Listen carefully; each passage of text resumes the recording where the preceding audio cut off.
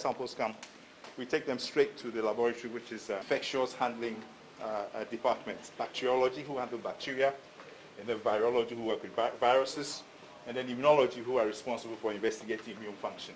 So the three departments are in this building, and they occupy the facilities that you see. So when the samples arrive, we take them straight to the lab that we designated for receiving these respiratory samples. In the field, 3 types of samples are collected: throat swabs, nasal swabs, and sputum. Sputum is the most difficult one to work with because it's rather thick. But we managed to work with all those samples. So we go straight to the room where we receive the samples, and the team are ready to explain to you what they do. So we usually receive the samples here, and here we are able to sort them with the forms that come with them, or if they are barcoded samples, we check the system there, scan it to see which site it is coming from. All the information concerning the sample pops up if it's a barcoded sample. Otherwise, we have a form. Can I have one of the forms, please? Yes, so we look at the name and the information here, and we match it with the sample. And then at that point, we give the sample an ID and put the same ID on the form, so that beyond this point, we use only the ID to identify the sample.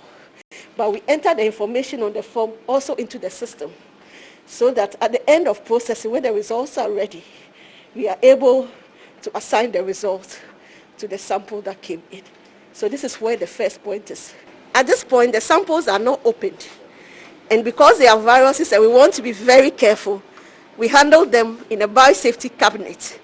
So it's only at this point that we get the samples opened within this cabinet, which is a facility meant for such work. This is a biosafety level 2.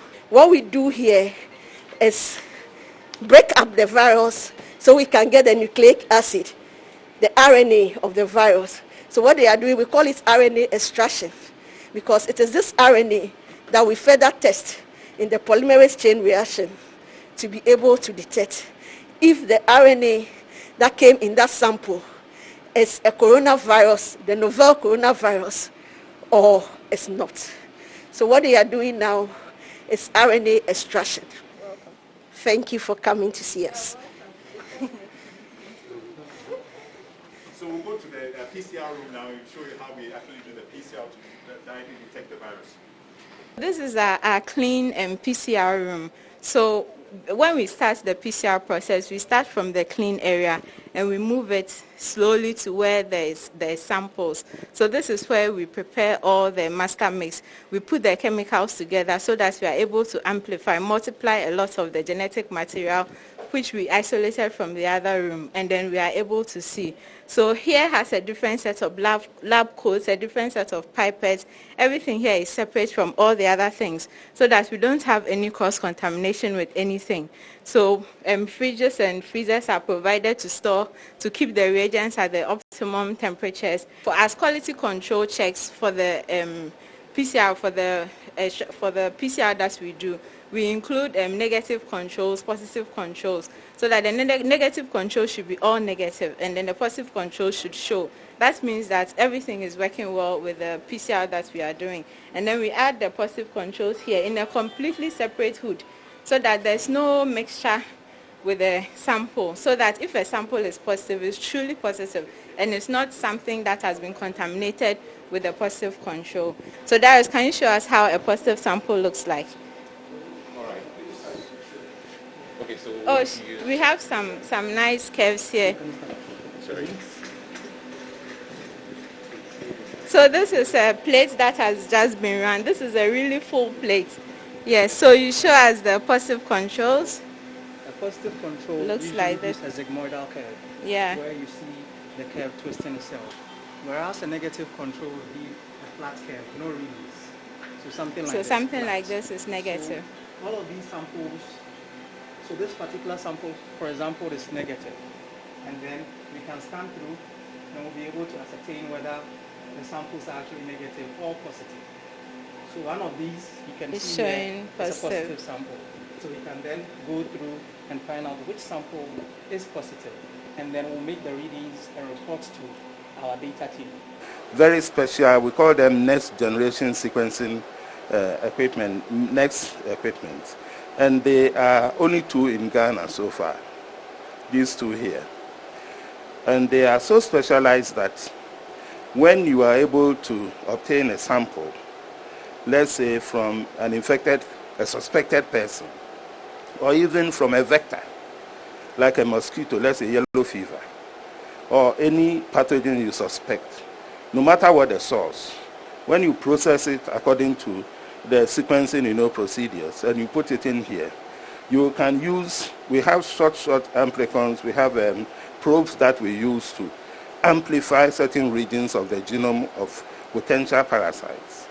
And those universal primates, when we use them, we are able to magnify any pathogen that is in the sample. And so it doesn't matter whether you are looking for COVID, or for yellow fever, or for dengue, or anything. We are able to get everything that is in that sample.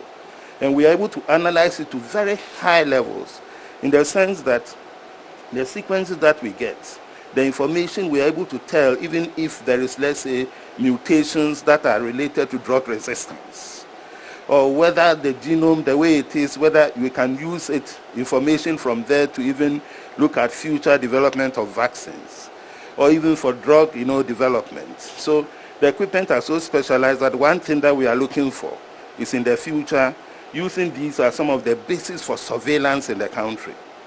So working with the Ghana Health Service, the Surveillance Directorate, to be able to look at what really is happening as far as emerging and re-emerging disease pathogens are concerned in the country.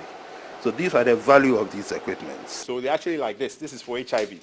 You add a blood sample, you get a result within 10 minutes. And we're hoping to determine if some of the commercial kits that have come for COVID could also perform the same way. So this is antibody detection.